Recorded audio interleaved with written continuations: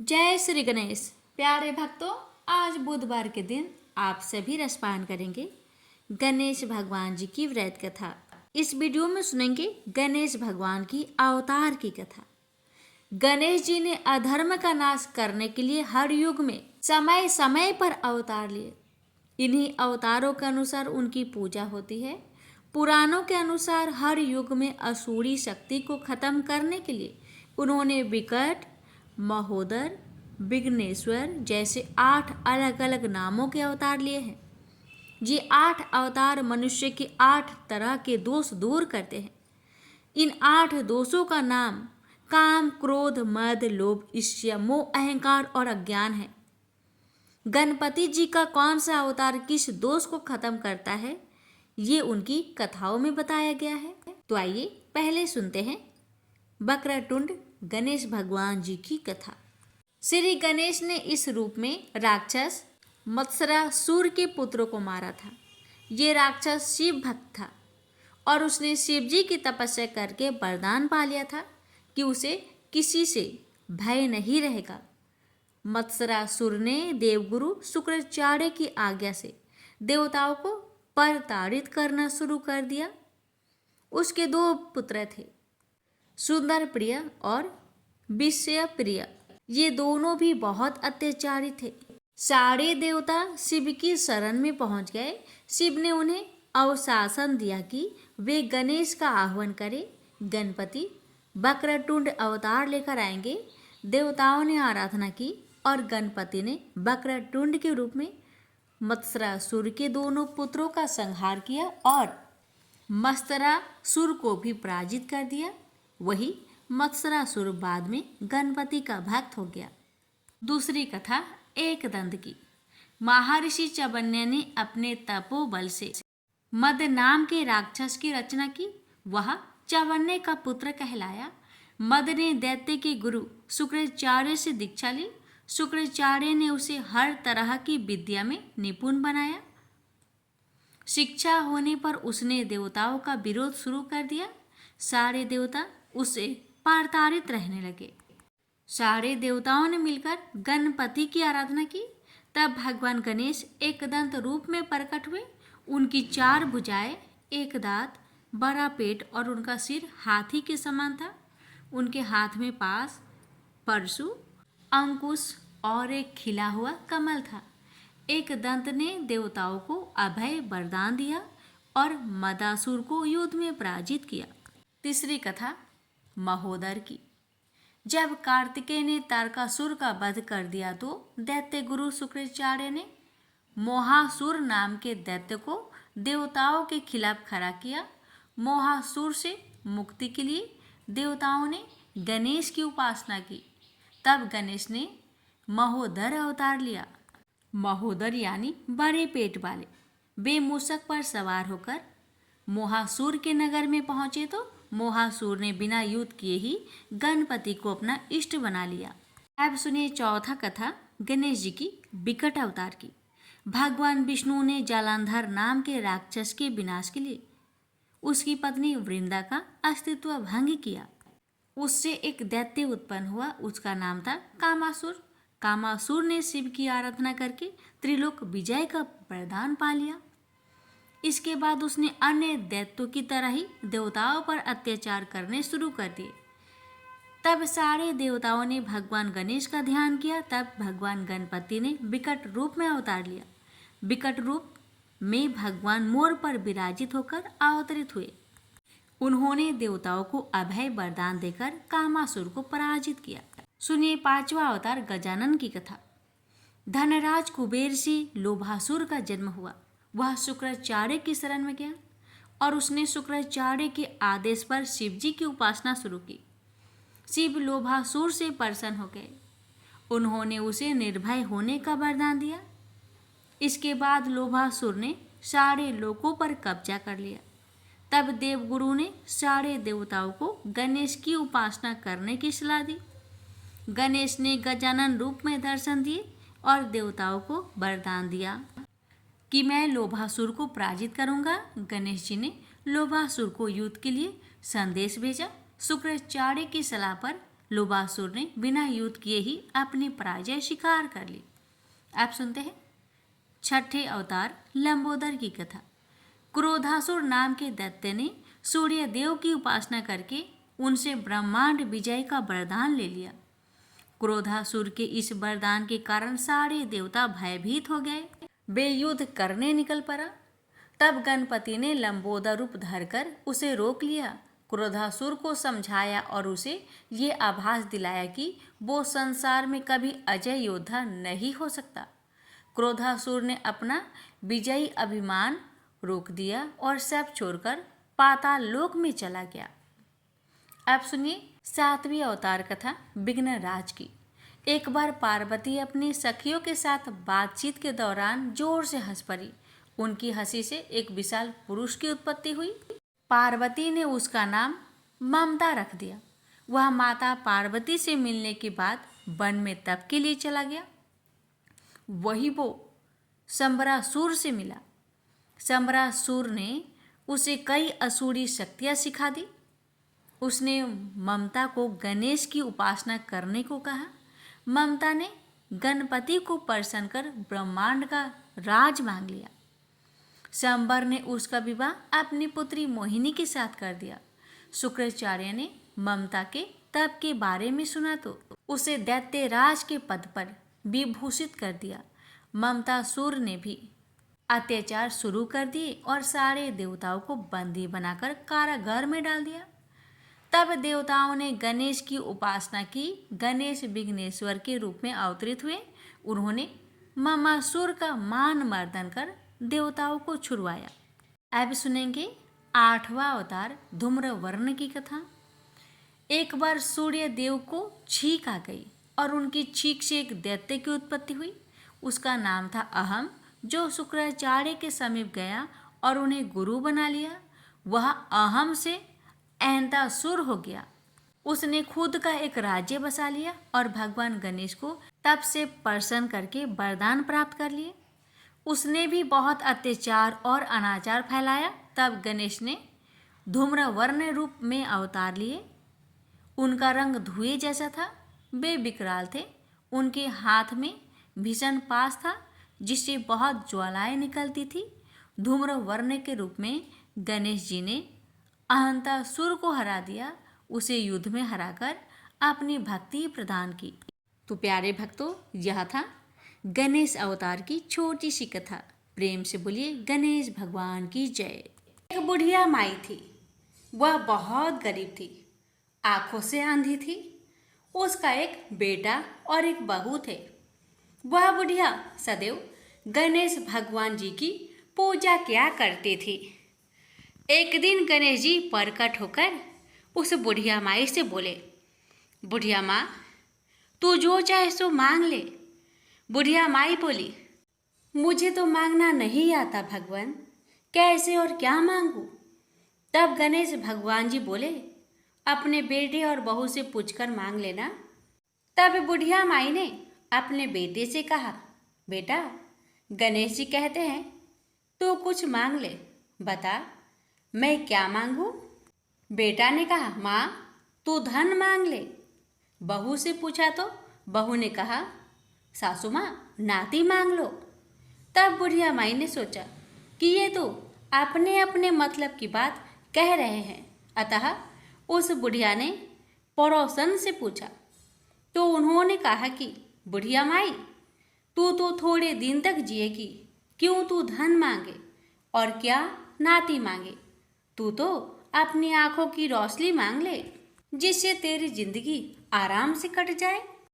अब बुढ़िया माई काफ़ी सोच विचार के बाद भगवान से बोली, भगवान, यदि आप मुझसे प्रसन्न हैं तो मुझे 9 करोड़ की माया दे, निरोगी काया दे, अमर सुहाग दे, आँखों की रोशनी दे, नाती दे, पोता दे और सब परिवार को सुख दे, अंत में मोक्ष दे।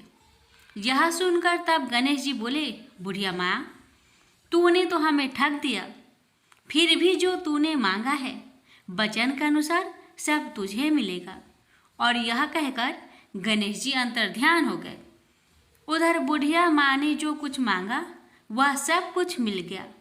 हे गणेश जी महाराज, जैसे आपने उस बुढ़िया माँ को सब कुछ दिया, वैसे ही आपकी कहानी कहने वाले, सुनने वाले, हुक्कार भरने वाले सभी भक्तों को देना। एक समय एक मेढक व मेढकी का जोड़ा था। इनमें से मेढकी हमेशा भगवान विनायक यानी गणेश जी की पूजा अर्चना करती थी। उन्हीं का नाम हर समय जपती रहती थी। यह देखकर मेढक को गुस्सा आता। एक बार उसने गुस्से में मेढकी को कहा कि तू पापी है जो हर समय पर पुरुष का नाम लेती है। इस पाप को करना बंद कर। धमकी भी दी, यदि आज के बाद विनायक जी का नाम लिया तो वह उसका सिर फोड़ देगा। कथा के अनुसार मेढक की इस बात से गणेश जी उससे नाराज हो जाते हैं। इसके बाद एक दिन राजा की एक दासी आती है और दोनों मेढक मेढकी जिस पानी में रहते हैं उसे एक पात्र में डालकर ले जाती है, जहां वह उस पानी को चूल्हे पर चढ़ा देती है। तभी मेढकी तो भगवान गणेश का नाम लेने से उबलते पानी में भी कष्ट नहीं पाती, लेकिन मेढक दर्द से करा उठता है। गर्म पानी में भी जब वह मेढकी को बिना कष्ट के देखता है तो वह उससे इसका कारण पूछता है। इस पर वह गणेश जी को ही उसका संकट दूर करने वाला बताते हुए मेढक को भी ऐसा ही करने को कहती है। ये सुन जान बचाने के लिए मेढक गणेश जी का नाम लेने लगता है। इससे गणेश जी प्रसन्न हो जाते हैं। कुछ देर में ही दो सांड लड़ते हुए वहां पहुंचते हैं और चूल्हे पर चढ़े पानी के पात्र को गिरा देते हैं, जिससे मेढक व मेढकी दोनों उस संकट से मुक्त होकर नदी की पाल में गिर जाते हैं। कथा के अंत में सबके साथ ये कहा जाता है कि गणेश जी महाराज ने जिस तरह मेढक व मेढकी का संकट दूर किया, वैसे ही वे सबका कष्ट दूर करे। समतापुर नगर में मधुसूदन नाम का एक धनी व्यक्ति रहता था। मधुसूदन का विवाह 1 मास पहले ही बलरामपुर नगर की सुंदर लड़की, जिसका नाम था संगीता, उसी से हुआ था। शादी के कुछ दिन बाद ही संगीता की माता की तबीयत खराब हो जाती है। इसलिए संगीता अपने माता के घर चली जाती है और वहीं पर कुछ दिन रुक जाती है और इधर मधुसूदन अकेला ही रहता है। जब संगीता की माता का तबीयत ठीक हो जाता है तो मधुसूदन बुधवार के दिन ही अपने पत्नी को लेने के लिए बलरामपुर के लिए रवाना हो जाता है। बलरामपुर पहुंचकर अपने ससुरारी में जाता है और अपने सास ससुर से संगीता को विदा करने के लिए आज्ञा मांगता है। लेकिन संगीता के माता पिता बोले, दामाद जी, आज तो बुधवार का दिन है। बुधवार के दिन बेटी की विदाई और कोई भी शुभ कार्य के लिए यात्रा नहीं करना चाहिए। लेकिन मधुसूदन अपने सास ससुर की एक ही बात नहीं माना और जीत पर अड़ गया कि मैं आज ही संगीता को लेकर जाऊंगा और कुछ भी नहीं होगा, आप खुशी खुशी विदा कर दीजिए। अब अपने दामाद के जीत के आगे संगीता के माता पिता हार मान लेते हैं और अपनी बेटिया को विदा कर देते हैं।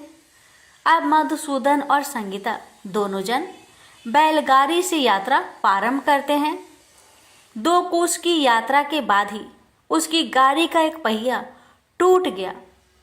वहां से दोनों पैदल ही यात्रा करना शुरू कर देते हैं और पैदल चलते चलते बेचारी संगीता तो थक जाती है और उसे जोर से प्यास लग जाती है। तो अपने पति से कहती है, सुनिए जी, मुझे बहुत जोर से प्यास लगी है।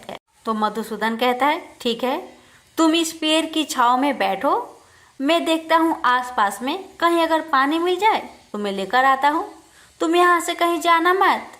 इतना कहकर मधुसूदन पानी ढूंढने के लिए चल दिया। थोड़ी देर इधर उधर ढूंढने के बाद मधुसूदन को कहीं से जल मिल जाता है और वह जल लेकर वापस उसी जगह में आता है जहाँ उसकी पत्नी पेड़ के नीचे छांव में बैठी हुई थी। मगर ये क्या, वह बहुत हैरान हो जाता है क्योंकि उसकी पत्नी के पास उसी की शक्ल का एक आदमी बैठा हुआ था और संगीता उस आदमी की दी हुई पानी को पी रही थी। ये देखकर मधुसूदन चौंक गया। जब संगीता का नजर दूसरे मधुसूदन पर पड़ा तो बेचारी वो भी हैरान रह गई और दोनों में से असली मधुसूदन कौन है बेचारी अंतर न कर पाई। अब मधुसूदन को बहुत क्रोध आया और क्रोध में उसने उस व्यक्ति से पूछा, तुम कौन हो और मेरी पत्नी के पास क्यों बैठे हो? मधुसूदन की बात सुनकर उस व्यक्ति ने कहा, अरे भाई, यह मेरी पत्नी संगीता है। मैं अपनी पत्नी को ससुराल से विदा कराकर लाया हूँ, लेकिन तुम कौन हो जो मुझसे ऐसे प्रश्न कर रहे हो? उस व्यक्ति की बातें सुनकर मधुसूदन भड़क उठा और कहने लगा कि तुम जरूर कोई चोर या ठग हो। यह मेरी पत्नी संगीता है। मैं इसे पेड़ के नीचे बैठाकर जल की खोज में गया था। इस पर उस व्यक्ति ने कहा, अरे भाई, झूठ तो तुम बोल रहे हो। संगीता को प्यास लगने पर जल लेने मैं गया था। मैंने तो जल लाकर अपनी पत्नी को पिला भी दिया। अब तुम चुपचाप यहाँ से चलते बनो, नहीं तो किसी सिपाही को बुलाकर तुम्हें पकड़वा दूंगा। दोनों एक दूसरे से लड़ने लगे। उन्हें लड़ते देख बहुत से लोग वहां इकट्ठे हो गए। नगर के कुछ सिपाही भी वहां आ गए। सिपाही उन दोनों को पकड़कर राजा के पास ले गए और सारी कहानी राजा को सुना दी। राजा ने भी कोई निर्णय नहीं कर पाया। संगीता भी उन दोनों में से अपने वास्तविक पति को नहीं पहचान पा रही थी। राजा ने दोनों को ही कारागार में डाल देने के लिए कहा। राजा के इस फैसले पर असली मधुसूदन भयभीत हो गया। तभी आकाशवाणी हुई, मधुसूदन, तूने संगीता के माता पिता की बात नहीं मानी और बुधवार के दिन अपनी पत्नी को ससुराल से ले आया। यह सब भगवान बुद्ध देव के प्रकोप से हो रहा है। भविष्यवाणी सुनकर मधुसूदन बहुत डर गया और हाथ जोड़कर बुद्ध देव से क्षमा प्रार्थना करने लगा कि हे बुद्ध देव, हे भगवान, मुझसे बहुत बड़ी गलती हो गई कि मैंने अपने सास ससुर की बातें न मानी। उसका सजा मुझे मिल चुका है। हे भगवान, कृपा करके मुझे क्षमा कर दीजिए। मैं आगे से ऐसी गलती कभी नहीं करूँगा। मुझे माफ कर दीजिए। मैं भविष्य में आप कभी भी बुधवार के दिन यात्रा नहीं करूँगा और सदैव बुधवार को आपका व्रत किया करूँगा और कथा सुना करूँगा। मधुसूदन के प्रार्थना करने से भगवान बुद्ध देव उसे क्षमा कर देते हैं और तभी दूसरा व्यक्ति राजा के सामने से ही गायब हो जाता है। राजा और दूसरे लोग इस चमत्कार को देखकर हैरान हो गए। भगवान बुद्ध देव की इस अनुकंपा से राजा ने मधुसूदन और उसकी पत्नी को सम्मान पूर्वक विदा किया। कुछ दूर चलने पर रास्ते में उन्हें वही बैलगाड़ी मिल गई। बैलगाड़ी का टूटा हुआ पहिया भी अपने आप जुड़ा हुआ था। दोनों उसमें बैठकर समतापुर की ओर चल दिए।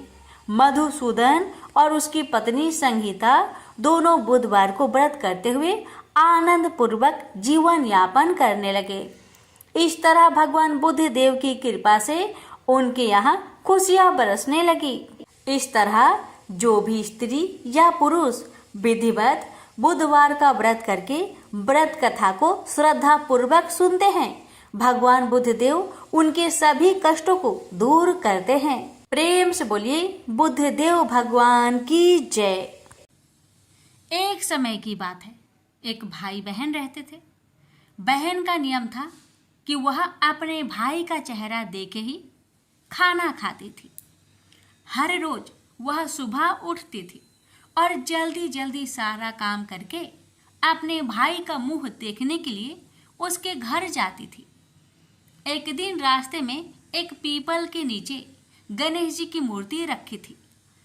उसने भगवान के सामने हाथ जोड़कर कहा कि मेरे जैसा अमर सुहाग और मेरे जैसा अमर पिहर सबको दीजिए। यह कहकर वह आगे बढ़ जाती है। जंगल के झाड़ियों के कांटे उसके पैरों में चुभा करते जाते थे। एक दिन भाई के घर बहन पहुंची और भाई का मुख देखकर बैठ गई तो भाभी ने पूछा, पैरों में क्या हो गया है? यह सुनकर उसने भाभी को जवाब दिया कि रास्ते में जंगल के झाड़ियों के गिरे हुए कांटे पाँव में चुभ गए हैं। जब वह वापस अपने घर आ जाए तब भाभी ने अपने पति से कहा कि रास्ते को साफ करवा दो, आपकी बहन के पाँव में बहुत सारे कांटे चुभ गए हैं। भाई ने तब कुल्हाड़ी लेकर सारी झाड़ियों को काटकर रास्ता साफ कर दिया, जिससे गणेश जी का स्थान भी वहां से हट गया। यह देखकर भगवान गुस्सा हो गए और उसके भाई के प्राण हर लिए।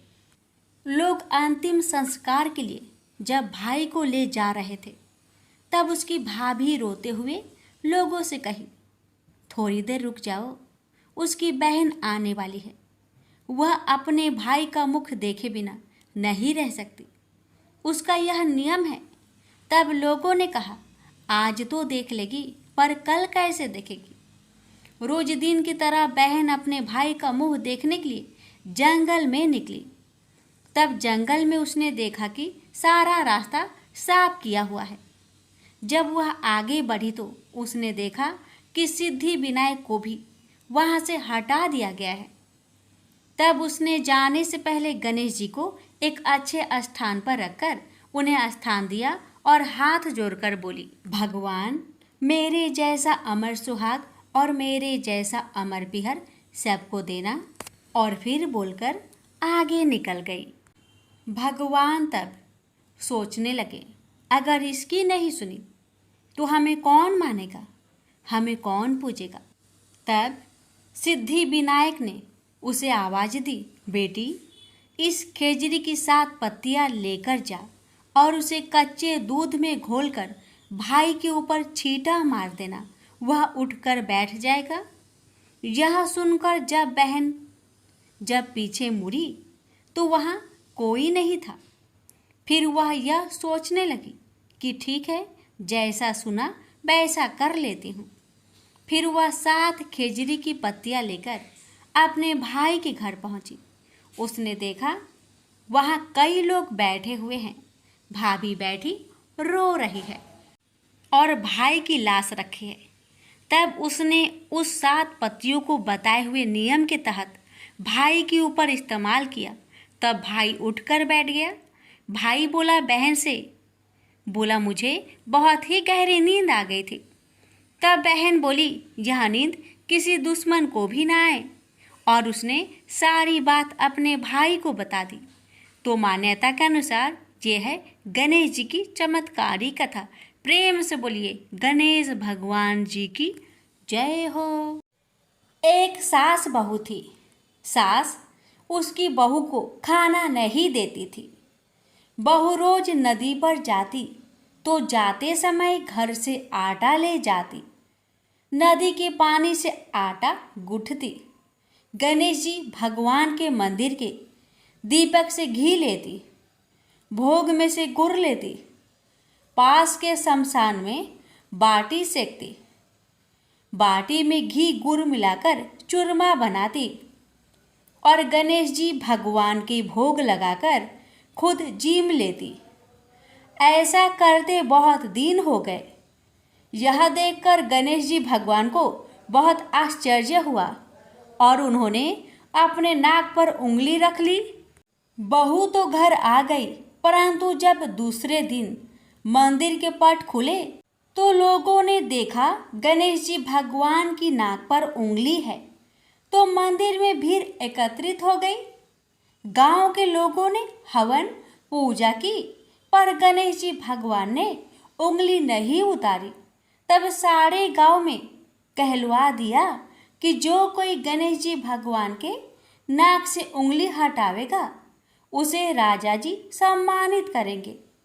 बहू ने सास से कहा, सासू जी मैं कोशिश करूंगी। तब सास बोली, इतने बड़े बड़े पंडित विद्वान कोशिश कर लिए, तू क्या करेगी? सब लोग मंदिर के बाहर एकत्रित हो गए।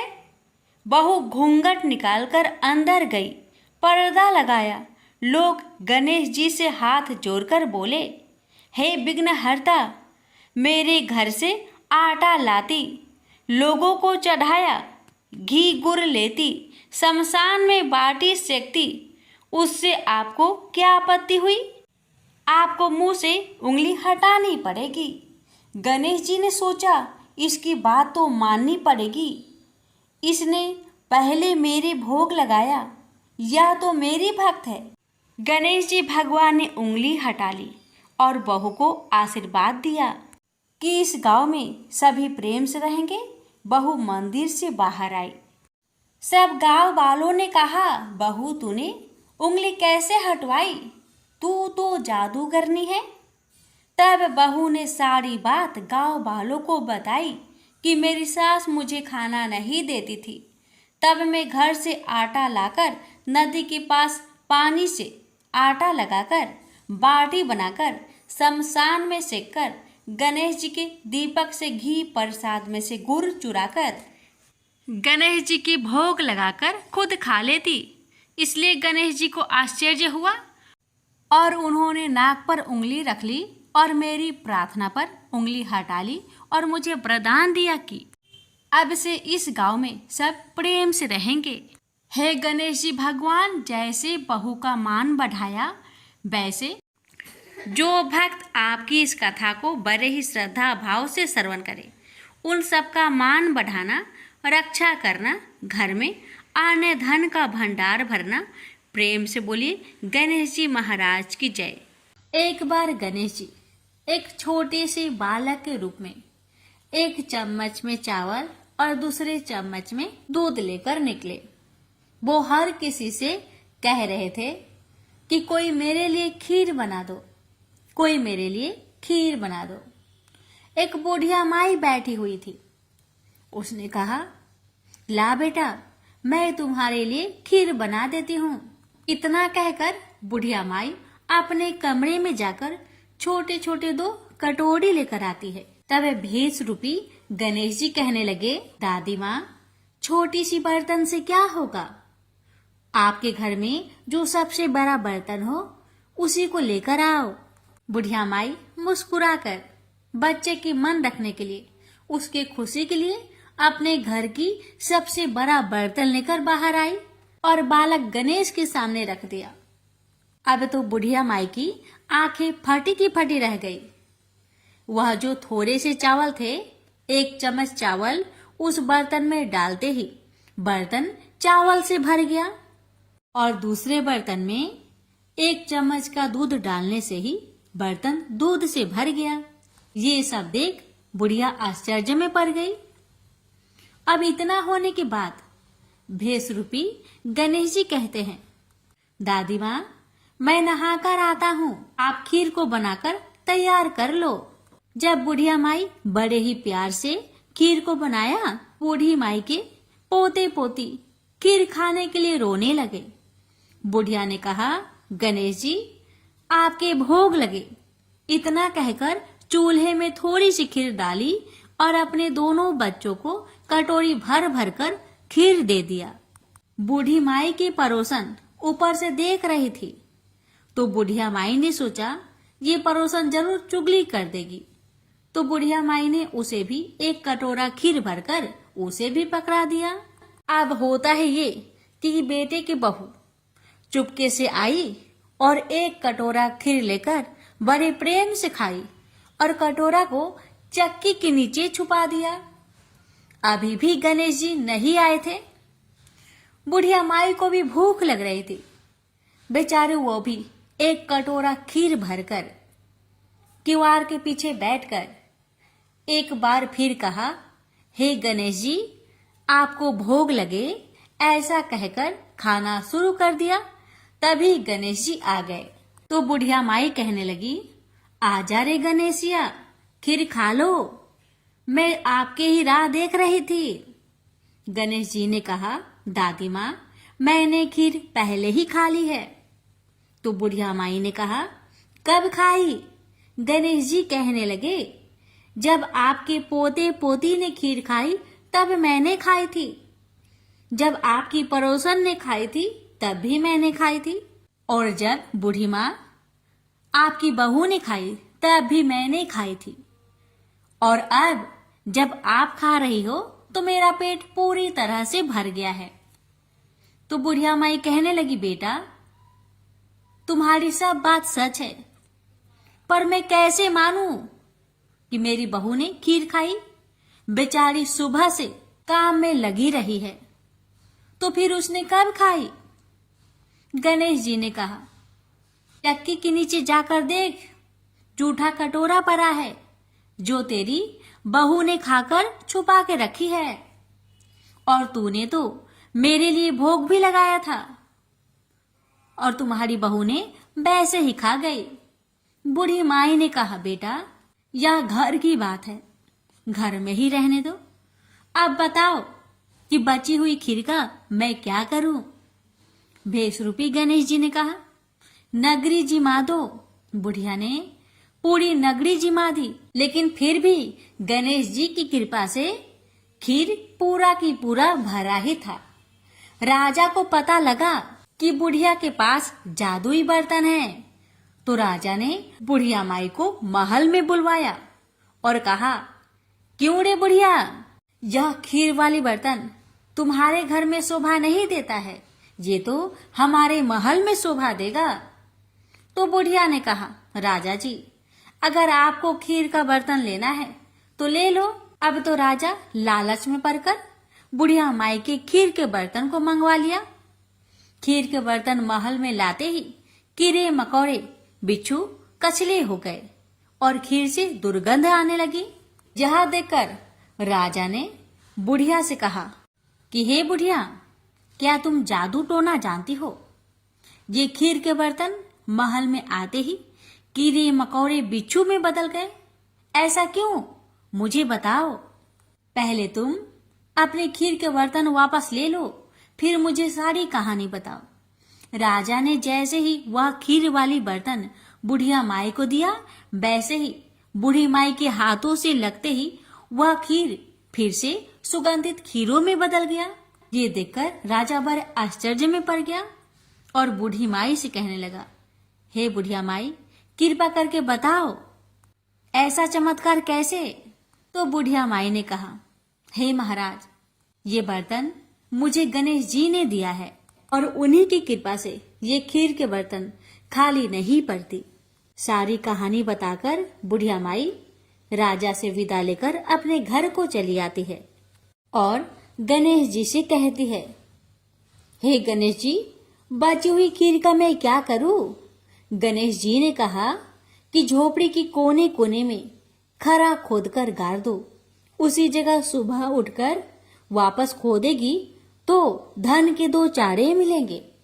ऐसा कहकर गणेश जी अंतर्ध्यान हो गए और जाते समय भगवान झोपड़ी को लात मारते हुए गए तो झोपड़ी के स्थान पर महल हो गया। सुबह बहू ने फावड़ा लेकर पूरे घर को खोद दिया, लेकिन कुछ भी नहीं मिला। तो बहू कहने लगी, सासू जी, आपके गणेश जी झूठे हैं। तो सास ने कहा, बहू, मेरे गणेश झूठो नहीं है, ला मैं देखूं। वह सुई लेकर खोजने लगी तो टन टन कर 2 धन के चारे निकल आए। बहू ने कहा, सासू जी, आपके गणेश तो साचो ही हैं। सास ने कहा, गणेश जी तो भावनाओं के भूखे हैं। यह गणेश जी जैसे आपने बुढ़िया माई को दिया, वैसे सबको देना। विनायक जी की कहानी कहने वाले, हुक्कार भरने वाले और आसपास के सुनने वाले सबको देना। प्रेम से बोलिए, जय श्री गणेश। ये कथा है गणेश जी की एक दंत होने की। बात उस समय की है जब परशुराम ने अपनी प्रतिज्ञा के अनुसार पृथ्वी को क्षत्रियों से रहित कर दिया था।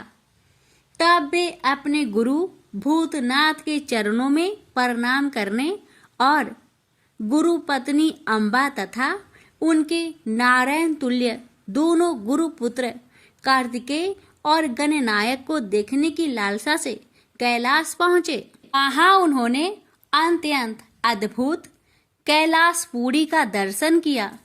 अपने गुरु की उस दिव्य पुरी के दर्शन कर उनका नंदन आनंद विभोर हो गए।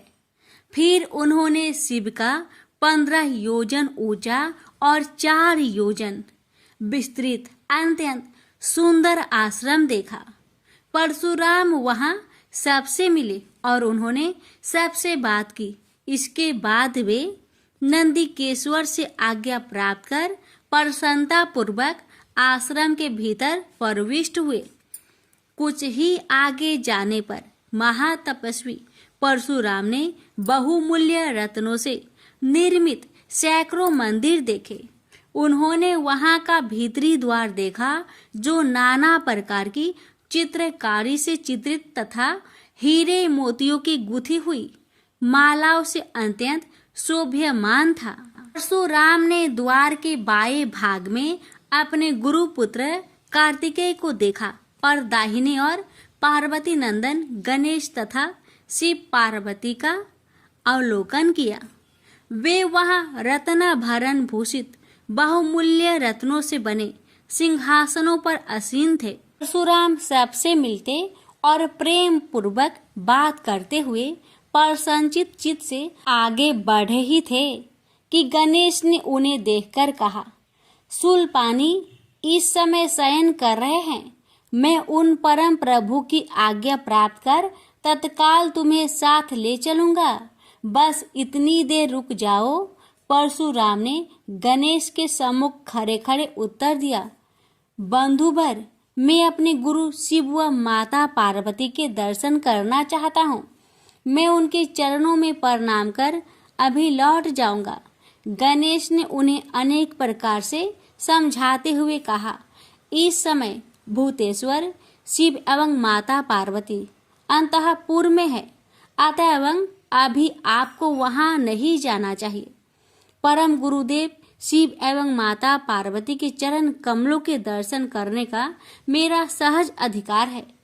परशुराम अपने आग्रह पर दृढ़ थे, किंतु गणेश उन्हें अत्यंत विनय पूर्वक समझाते रहे। मैं तो परम पिता शिव एवं माता पार्वती के दर्शनार्थ जाऊंगा ही। यह कहकर परशुराम आगे बढ़ना ही चाहते थे कि गणेश ने उन्हें रोक दिया। 21 बार पृथ्वी को क्षत्रियों से रहित करने वाले भृगु नंदन कुपित हो गए और उनका गणेश से विवाद ही नहीं हुआ, हाथापाई भी होने लगी। कुमार कार्तिकेय ने उन्हें समझाने का प्रयास किया, किंतु क्रोध परशुराम ने उन्हें धक्का दे दिया, जिससे वह गिर गए। शिव पुत्र गणेश ने उठकर परशुराम की ओर डंडा के लिए उनकी भर्त्सना की, तो क्रोध परशुराम ने अपना तीक्ष्ण परशु उठा लिया। तब गणेश ने अपनी सूंड बढ़ाकर उन्हें उसमें लपेट लिया और घुमाने लगे। गणेश की सूंड में लिपटे परशुराम सर्वथा असहाय और निरुपाय थे। गणेश के योग बल से परशुराम स्तंभित रह गए। गणेश ने परशुराम को सप्तद्वीप, सप्त पर्वत, सप्त सागर, भूलोक, स्वर्गलोक, जनलोक, ध्रुवलोक, गौरीलोक और शंभुलोक में घुमाते हुए समुद्र में फेंक दिया। परशुराम समुद्र में तैरने लगे तो निरामयी गणनाथ ने उन्हें पुनः अपनी सूंड में उठा लिया और घुमाते हुए बैकुंठ धाम दिखाकर गोलोक धाम का दर्शन करा दिया। वहां परशुराम ने मंद मंद मुस्कुराते हुए बंसी विभूषित नव निरत श्री कृष्ण के साथ रासवेणी राधा का दर्शन किया, तो वे बार बार उनके मंगलमयी चरण कमलों में प्रणाम करने लगे। कुछ देर बाद परशुराम सचेत होकर पृथ्वी पर गिर पड़े। समय उनका प्रतिवादी मुख स्तंभ गणेश जी द्वारा किया हुआ स्तंभन भी दूर हो गया। तब उन्होंने अपने अभीष्ट देवता श्री कृष्ण के जगत गुरु शिव द्वारा प्रदत्त परम दुर्लभ स्रोत एवं कवच का स्मरण किया और संपूर्ण शक्ति से सूर्य की प्रभा के तुल्य तीक्ष्णतम अपने परशु से गौरी नंदन पर प्रहार कर दिया। गणेश ने अपने परम पूज्य पिता के अमोघ अस्त्र का सम्मान करने के लिए उसे अपने बाएं दांत से पकड़ लिया। शिव शक्ति के प्रभाव से वह तेजस्वी परशु गणेश के बाएं दांत को समूल काट कर पुनः रेणु का पुत्र परशुराम के हाथ में लौट आया। गणेश का दांत टूटते ही भयानक गर्जना हुई और रक्त का फवारा फूट पड़ा। मुंह से निकलकर रक्त से सना दांत भूतल पर गिर पड़ा। उस समय धरित्री कांप उठी। यह दृश्य कार्तिकेय, क्षेत्रपाल आदि पार्षद तथा शून्य में देवगण अत्यंत भयभीत होकर हाय हाय करने लगे। कैलाशवासी डर से मूर्छित हो गए। निंद्रापति सुधत्मा शिव की निंद्रा भंग हुई। बेटा यह क्या हुआ? दौड़ी हुई पार्वती आई तो उन्होंने अपने पुत्र गणेश के टूटे दांत तथा रक्त से सने हुए मुंह को देखा और देखा कि उनके हृदय खंड गणेश क्रोध शून्य परम शांत लज्जा से सिर झुकाए खड़े हैं। अत्यंत व्याकुल होकर उन्होंने स्कंद से पूछा, क्या बात है? यह कैसे हुआ? स्कंद द्वारा संपूर्ण वृत्तांत सुनकर पार्वती अत्यंत क्रोध हुई और अपने प्रिय पुत्र गणेश जी को सीने से लगाकर रोती हुई शिव से बोली, मेरे पुत्र गणेश और आपके शिष्य परशुराम में किसका दोष है? आप ही निर्णय करें। फिर माता पार्वती ने अपने सम्मुख परशुराम को शिव के प्रमोदक द्वारा चरण कमलों की निर्भयता पूर्वक सेवा करते हुए देखकर कहा, हे महाभाग राम, तुम योगियों के गुरु देवाधिदेव महादेव के शिष्य हो। तुम शुद्ध मन वाले हो। तुम्हारी अशुद्धता का कारण मेरी समझ में नहीं आ रहा। तुमने करुणामय गुरु से अमोघ परशु प्राप्त कर पहले तो उसकी क्षत्रिय जाति पर परीक्षा की और अब गुरु पुत्र पर परीक्षा की है। श्रुति गुरु दक्षिणा देने का निर्देश करती है और तुमने अत्यंत निर्दयता पूर्वक गुरु पुत्र का समूल एक दांत ही नष्ट कर दिया। अब इसका सिर भी काट डालो। चरमता का अमोघ परशु प्राप्त कर ले तो क्षुद्र श्रृंगाल भी वनराज को मार सकता है। इतना कहकर क्रोध से भगवती पार्वती परशुराम को मारने के लिए प्रस्तुत हो गई।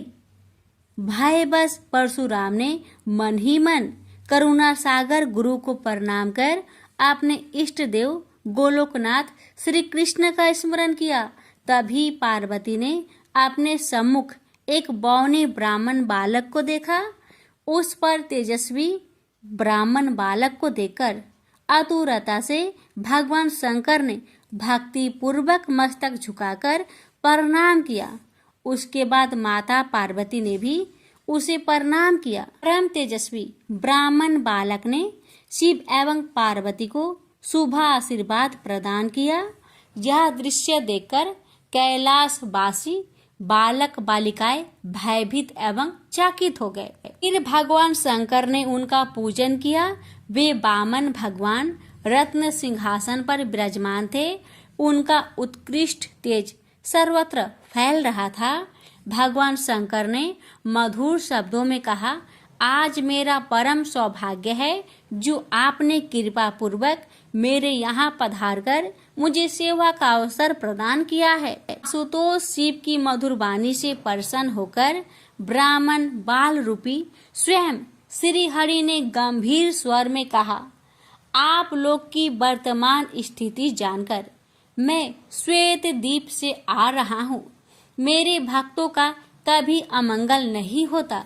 मेरा सहस्त्रसार उनके रक्षार्थ प्रतिक्षण प्रस्तुत रहता है, किंतु गुरु के रुष्ट होने पर मैं विवश हो जाता हूँ। गुरु की अवहेलना बलवती होती है। विद्या और मंत्र प्रदान करने वाला गुरु अभिष्ट देव से 100 गुना श्रेष्ठ है। गुरु से बढ़कर कोई देवता नहीं है, पार्वती से बढ़कर कोई पतिव्रता नहीं है तथा गणेश से उत्तम कोई जितेंद्रिय नहीं है। भृगु नंदन ने गुरु पत्नी एवं गुरु पुत्र की अवहेलना कर दी है। उसी का मार्जन करने के लिए मैं यहाँ उपस्थित हुआ हूँ। श्री हरि ने भगवान शंकर के बाद भगवती पार्वती से कहा, तुम जग जननी हो। तुम्हारे लिए गणेश, कार्तिकेय और परशुराम भी पुत्र तुल्य है। इन परशुराम ने स्नेह के प्रति शिव और तुम्हारे मन में भेद नहीं है। आता एवं जो उचित समझो करो, देव बड़ा प्रबल होता है। बालकों का यह विवाद तो देव दोष से ही घटित हुआ है। तुम्हारे इस प्रिय पुत्र का एक दंत नाम वेदों में प्रसिद्ध है। फिर श्री हरि ने परशुराम से कहा, राम तुमने क्रोधवश शिवा पुत्र गणेश का दांत तोड़कर अनुचित किया है। इस कारण तुम निश्चय ही अपराधी हो। ये सर्वशक्ति स्वरूपा पार्वती प्रकृति से परे और निर्गुण है। श्री कृष्ण भी इन्हीं की शक्ति से शक्तिशाली हुए हैं। ये समस्त देवताओं की जननी है। तुम इनकी स्तुति कर इन्हें संतुष्ट करो। इतना कहकर श्री हरि बैकुंठ के लिए प्रस्थान कर गए। परशुराम ने भी स्नान कर शुद्ध वस्त्र धारण कर लिए। वह हाथ जोड़कर गुरुदेव के चरणों में प्रणाम कर सिर झुकाए जगजननी गौरी का स्तवन करने लगे। भक्तवर परशुराम के संपूर्ण अंग पुलकित थे और उनके नेत्र से अश्रु प्रवाहित हो रहे थे। इस प्रकार करुण प्रार्थना करते हुए अंत में परशुराम ने कहा, जगजननी रक्षा करो, मेरे अपराध को क्षमा कर दो। भला कहीं बच्चे के अपराध करने से माता कुपित होती है। यह कहकर परशुराम ने माता पार्वती के चरणों में प्रणाम कर अत्यंत दुखी होकर रोने लगे। परशुराम की करुण प्रार्थना से करुणामयी पार्वती का हृदय द्रवित हो गया। उन्होंने प्रीति पूर्वक परशुराम को अभय दान देते हुए कहा, बेटा अब शांत हो जाओ। आशुतोष के अनुग्रह से तुम्हारी सर्वत्र विजय हो। सर्वतरात्मा श्री हरि तुम पर सदा प्रसन्न रहे। गुरुदेव शिव में तुम्हारी भक्ति सुदृढ़ रहे। तुम अमर हो जाओ। इसी प्रकार दयामयी पार्वती ने परशुराम को आशीर्वाद दिया और वे अपने अंतपुर में चली गई। उस समय वहां श्री भगवान के मंगल नाम का उच्च घोष होने लगा। फिर परशुराम ने एक दंत गणेश का स्तवन किया और गंधे, पुष्प, धूप, दीप एवं तुलसी रहित नैवेद्य आदि से लंबोदर की प्रीति पूर्वक पूजा की। परशुराम ने भक्ति भाव से भाई गणेश को संतुष्ट कर माता पार्वती एवं कृपा सिंधु त्रिलोचन के चरणों में प्रणाम किया। फिर उन्होंने गुरु की आज्ञा प्राप्त कर प्रसन्नता पूर्वक वहां से प्रस्थान किए। प्रेम से बोलिए गौरी पुत्र गणेश भगवान की जय। हर हर महादेव। माता पार्वती की जय। बहुत समय पहले की बात है। किसी गांव के बाहर एक बरगद का पेड़ था, जिसके पास ही गणेश जी का एक छोटा सा मंदिर था। गांव में और मंदिर नहीं थे, इसलिए सब लोग इसी मंदिर में आकर पूजा किया करते थे। गांव में एक भिखारी भी रहता था। भीख मांगना ही उसका काम था। गांव छोटा सा था। भिखारी को काफी भीख नहीं मिलती थी, इसलिए यह और कोई उपाय न देखकर मंदिर के दरवाजे पर बैठने लगा। सोचने लगा कि लोग यहाँ धर्म करने आते हैं और नहीं तो सही पेट भरने लायक भीख तो मिल जाया करेगी। भिखारी दिन भर मंदिर के दरवाजे पर बैठा रहता और जब वहां किसी को आते देखता तो शिव शिव रटने लगता। इस तरह बेचारा दिन भर गणेश जी और शिव जी का नाम जपता रहता था, मगर शाम तक उसे भीख मिलती थी। फिर 2-4 मुट्ठी अन्न और कुछ फल मूल और कभी कभी 4-6 पैसे मिलते थे। हालांकि इतनी थोड़ी आमदनी से किसी की गुजर कैसे हो सकती है। फिर भिखारी को अपना ही नहीं बल्कि अपनी बेटी की भी चिंता करनी पड़ती थी। उसकी बेटी का नाम था कमला और वह बड़ी चतुर और बड़ी समझदार थी, मगर चतुराई और समझदारी से तो पेट की आग नहीं बुझती। उसे तो भोजन चाहिए, इसलिए कमला कभी कभी अपने बाप को भोजन पाने के लिए तंग करने लगती थी। उस वक्त भिखारी के दिल पर बड़ी चोट लगती। उसकी आंखें भर आती थी। वह चिंता के समुद्र में डूब उतरने लगता था। गर्मी के दिन थे। दोपहर का समय था। ऊपर आसमान और नीचे धरती धक धक जल रही थी। चारों तरफ सन्नाटा छा रहा था। ऐसे ही समय में महादेव पार्वती लोगों का सुख दुख देखने इस संसार में आए। चलते चलते वे उसी गांव में पहुंचे और गणेश जी के मंदिर के सामने से निकले। भिखारी उन्हें आते देख ओम नमः शिवाय की रटना रटने लगा। भिखारी की यह हालत देख पार्वती जी को बड़ी दया आई। उन्होंने महादेव जी से कहा, भगवान इस भिखारी की तरफ भी तो देखिए, बेचारा कितना दुखी है। देखिए तो कितने प्रेम से आपका नाम जप रहा है और आप भगवान कितने कठोर है। आपको क्या इस भिखारी पर दया नहीं आई? मैंने सुना था कि लोग बड़े पापी हो गए हैं, वो देवताओं का पूजा नहीं करते, मगर नहीं, आज मुझे मालूम हुआ कि इसमें उनका कोई अपराध नहीं, सब तो देवताओं का अपराध ही है। आप इसी भिखारी को ले लीजिए। बेचारा को आपका नाम लेते लेते बरसों बीत गए, इतने पर भी अभागा पेट भर भोजन तक नहीं पाता। जब देवता ही ऐसे कठोर हो जाएंगे तब कोई काहे उनकी पूजा करेगा। अब महादेव जी को पार्वती जी की बात लग गई। भगवान बोले, देवी आप असल बात क्या है नहीं जानती और आप जान भी नहीं सकती, क्योंकि आपका हृदय ही इतना कोमल है कि मैं कहता हूँ देवी आप जिद ना करें, जो हो रहा है उसे होने दीजिए। देवी ने एक ना सुना तो भगवान ने कहा, ठीक है तो मैं आज इस भिखारी के लिए कुछ बंदोबस्त करा देता हूँ, जिससे इस भिखारी का दुख दूर हो जाएगा। इतना कहकर महादेव जी पार्वती जी के साथ मंदिर में पहुँचे। माता पिता को आते देख गणेश जी उठकर खड़े हो गए। उन्होंने बड़े प्रेम से माता पिता को प्रणाम किया। महादेव जी ने गणेश जी को आशीर्वाद दिया और कहा, देखो बेटा, यह भिखारी बरसों से तुम्हारे द्वार पर बैठा है, मेरा नाम जपा करता है, मगर तुमने अब तक इस पर दया क्यों नहीं किया? अब ऐसा कुछ उपाय करो जिससे इस बेचारे का दुख दूर हो जाए। गणेश जी ने हाथ जोड़कर उत्तर दिया, अच्छी बात है पिताजी, 7 दिन के भीतर उसका दुख दूर हो जाएगा, उसे कहीं न कहीं से 2 लाख रुपए मिल जाएंगे। गणेश जी का उत्तर सुनकर महादेव पार्वती आगे को चल गए। इसी समय एक बनिया मंदिर में पूजा करने आया था। वह आड़ में छिपा छिपा महादेव जी और गणेश जी की बातें सुन रहा था। उसने सोचा, ये तो बहुत अच्छा मौका है, यदि थोड़ी चतुराई से काम लूं तो सहज ही 2 लाख का मालिक मैं हो सकता हूँ। बस वह बड़ी खुशी से भिखारी के सामने पहुंचा और उसे प्रणाम कर एक तरफ बैठ गया।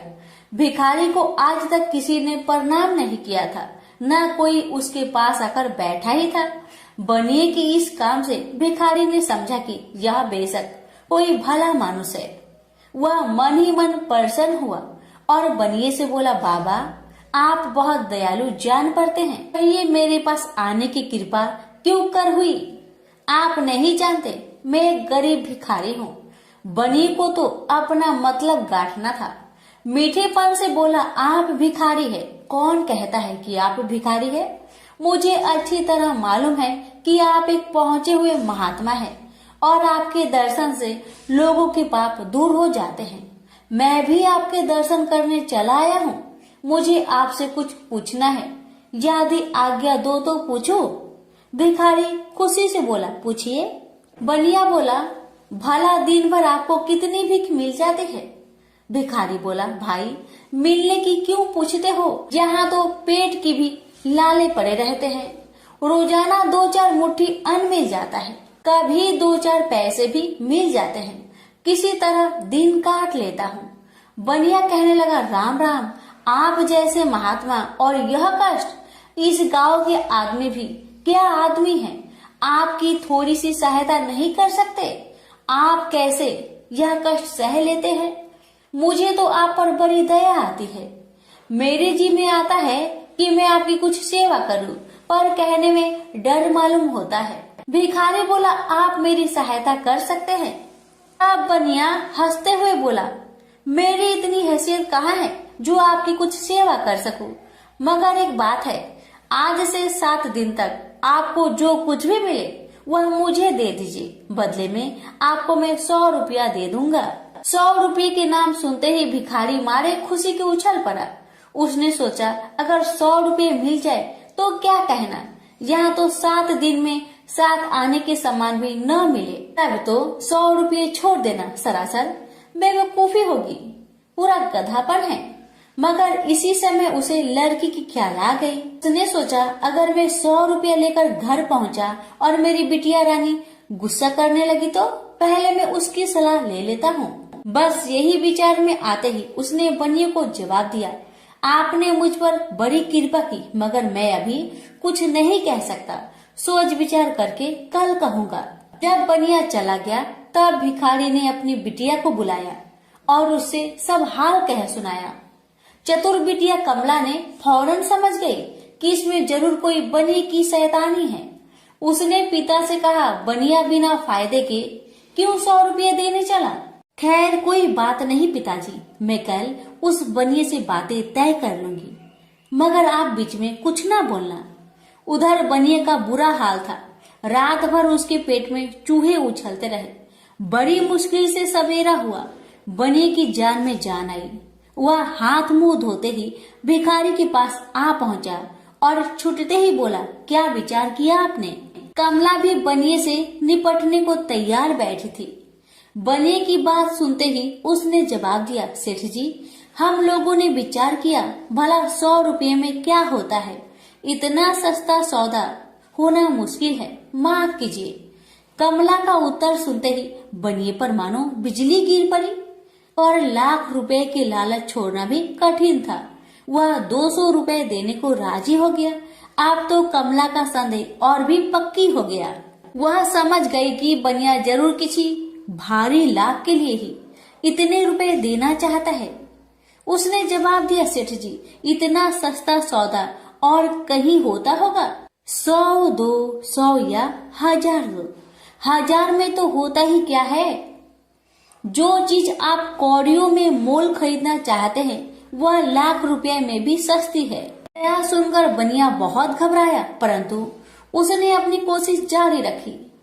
मारे लोभ के वह अंधा हो रहा था, उसको लोभ का भूत सवार हो गया था।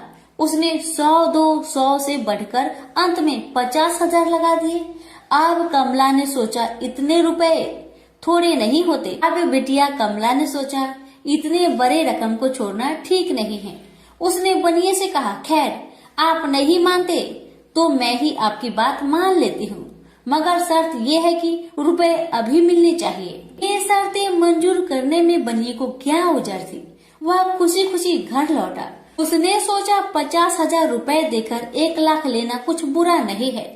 2 लाख न सही 1.5 लाख मालिक तो बन ही जाऊंगा। आहा, मेरी तकदीर भी कितनी चोखी है। 7 ही दिन में 50,000 का लाभ हो गया। उसने घर आते ही भिखारी के पास 50,000 रुपए भेज दिए। अब बनिया हर रोज भिखारी के पास आता और उसकी दिन भर की भीख घर ले आता। इस तरह 6 दिन बीत गए। अब तो बनिए को बड़ी फिक्र हुई। 7वें दिन वह फिर गणेश जी के मंदिर में पहुंचा। उसने देखा कि आज फिर महादेव पार्वती मंदिर में पधारे हैं। बस वह दीवार से कान सटा उनकी बातें सुनने लगा, मगर यह क्या, उसका कान दीवार में चिपक गया। उसने कान छुड़ाने की बहुत कोशिश की, पर कान टस-मस न हुआ। तब वह दाहिने हाथ की सहायता से कान छुड़ाने लगा। इतने में हाथ भी दीवार में चिपक गया। इधर महादेव जी ने गणेश जी से पूछा, बेटा इस भिखारी के लिए कुछ इंतजाम हुआ है? गणेश जी बोले, जी हाँ, उसे 50,000 रुपए तो दिलवा दिए हैं, बाकी के लिए बनिए को दीवार से चिपका कर रखा है। यह बनिया बड़ा लोभी कंजूस है।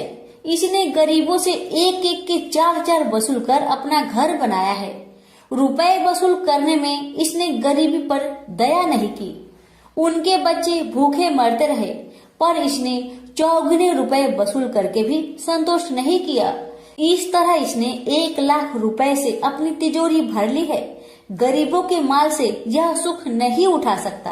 अब जब तक यह भिखारी को बाकी 50,000 रुपए न देगा तब तक दीवार से चिपका रहेगा। गणेश जी की बातें सुनकर बनिए ने अपना माथा को पीट लिया। इसकी आंखें में आंसू बरसने लगे। जब उसने घर से 50,000 रुपए मंगवाया और भिखारी को दे दिए, तब कहीं दीवार से उसका पीछा छूटा। से बोलिए गणेश भगवान की जय, उमापति शंकर भगवान की जय।